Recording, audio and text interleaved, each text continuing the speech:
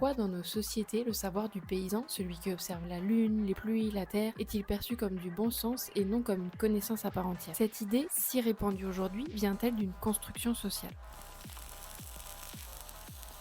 Salut tout le monde! Dans les entretiens qu'on mène avec des agriculteurs en France avec Verger du Monde, on a le sentiment parfois que certains agriculteurs accordent peu de crédit à ce qu'ils savent faire et au savoir qu'ils ont acquis au fil de leurs expériences et des années de travail. Ils sont fiers de ce qu'ils font, mais pourtant il y a quand même cette dévalorisation. D'ailleurs, on voit certains qui vont parfois plutôt aller chercher l'aval de techniciens, d'ingénieurs agronomes ou de scientifiques pour pouvoir mettre en place des solutions. Et on va essayer de comprendre d'où vient cette hiérarchisation entre des savoirs empiriques et des savoirs scientifiques. Pour essayer de comprendre un petit peu, on va creuser dans notre histoire. À partir du 19e siècle, un modèle s'impose, c'est celui des sciences expérimentales, comme la biologie, la physique ou encore l'agronomie moderne, se fondent sur une méthode observer, formuler des hypothèses, expérimenter, puis validées par la répétition. Elles reposent sur des données mesurables et ont une volonté d'universaliser les connaissances en sortant des contextes locaux. Le modèle devient dominant grâce au soutien des académies, des écoles d'ingénieurs, des universités, de l'État, qui y voient un levier de progrès et de productivité. Le changement de regard a un impact profond sur le monde paysan. Leur savoir, qui était pourtant expérimenté, ajusté, ne passe pas par l'écrit ni par des diplômes. Et dans une société où l'école devient le lieu de légitimation du savoir, cela les marginalise. Pierre Bourdieu explique que l'école valorise les savoirs portés par les classes dominantes, ceux qui sont codifiés, abstraits, reconnus par les institutions. A l'inverse, les savoirs populaires, oraux, pratiques, liés au quotidien, sont jugés inférieurs parce qu'ils ne parlent pas le langage attendu. Ce n'est donc pas une question de vérité, mais de pouvoir symbolique. Qui a le droit de dire ce qui compte comme savoir? Et aujourd'hui, vous me voyez venir avec mes gros sabots, ce déséquilibre entre le savoir qui s'écrit et celui qui se vit pèse encore sur le monde agricole. À bientôt!